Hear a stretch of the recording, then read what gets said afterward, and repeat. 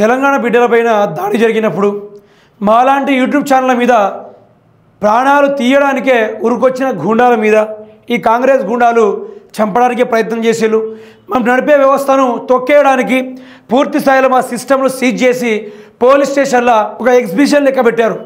ఆ రోజు కూడా ఏ మంత్రులు, ఏ ఎమ్మెల్యేలు, ఏ ప్రాంతీయ వాదేతరులు కూడా మాట్లాడలేదు.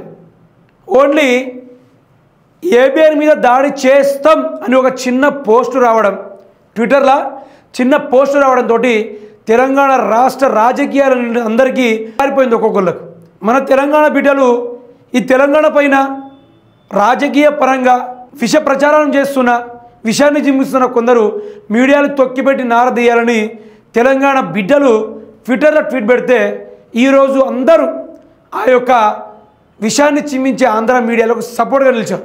అందులోనూ మంత్రి సీతక్క గారు. ఈ వార్త కూడా ఆంధ్రజ్యోతిలోనే వచ్చింది. కేటీఆర్ దమ్ముంటే రాధాకృష్ణను టచ్ చేయి, దాడులు చేస్తే తీవ్ర పరిణామాలు ఉంటాయి.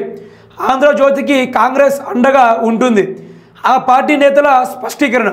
దాడికి రెచ్చగొడుతుంది కేటీఆర్ఎస్ అంటూ సీతక్క. ఆంధ్రజ్యోతిపై దాడి చేస్తే టీ న్యూస్పై కాంగ్రెస్ శ్రేణులు దాడి చేస్తాయి. రమేష్ రెడ్డి. రాధాకృష్ణ తెలంగాణ బిడ్డ మైనంపల్లి. మంత్రి సీతక్క దమ్ముంటే రాధాకృష్ణ టచ్ చేయి, నేనేందో చూపెడతాను చెప్తుంది.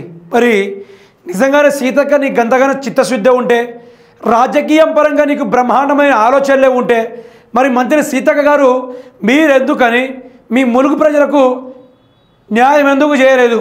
ములుగు ప్రజలకు దిక్కే లేదు, కానీ పక్క రాష్ట్రాలకు ఒత్తాసు పలుకుంటా ముందుకు సాగుతుంది మంత్రి సీతక్క గారు.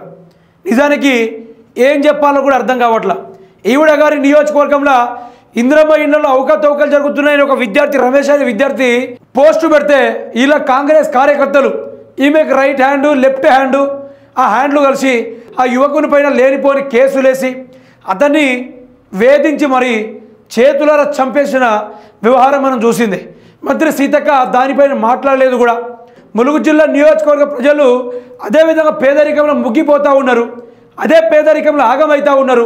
సొంత కార్యకర్తల్ని కూడా పట్టించుకోకుండా ఫామ్ హౌస్కే పరిమితమైన మంత్రి సీతక్క అధికారంలో ఉండగానే ఇల్లు చక్కగా వెలగబెట్టుకున్నట్టుగానే ఈవిడ గారు అధికారంలో ఉన్నప్పుడే కొత్త కొత్త ఫామ్ హౌస్లు కట్టుకొని అందుల నుంచే ఉండి ప్రతి కౌంటర్కు ఎన్కౌంటర్ ఇసుకుంటూ ఉంటుంది మేడం గారు. తప్ప ఈరోజు ఏ ఒక్క ములుగు ప్రజల కోసం, ఆకలితోటి అలమటించిపోతున్న గిరిజన ప్రజల కోసం మేడం గారు ఎక్కడ కూడా బయటికి రాలే, మాట్లాడలే.